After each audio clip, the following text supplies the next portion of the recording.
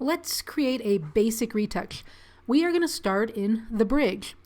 The files I gave you are either a TIFF or a JPEG image.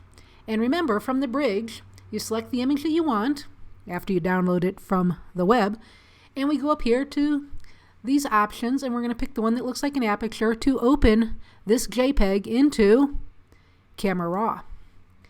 And here we go.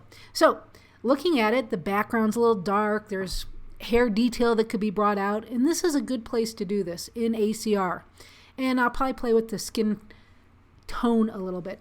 So right off the bat, I'm going to go down here to shadows and just push the shadow slider to the right. See how the detail in the hair is popping out? Let's see what happens when I do the white. I'm going to lighten her face up a little bit. If I pull down on the highlights, that highlight shadow goes away on her head. Remember though, people are dimensional. They're three-dimensional. We don't want to take away all the dimension in the face by flattening things out. We want to keep shadow detail. We want to keep highlights.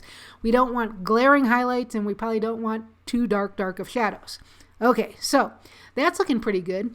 Let's come down here to the color mixer next, and I'm going to pick saturation because I think it's a little intense. I'm going to pick the targeted adjustment tool, this little guy right over here next to where it says adjust. And I'm going to come over here into the face, and I'm just going to slide it a little bit. You can see I'm pulling a little bit of the saturation out.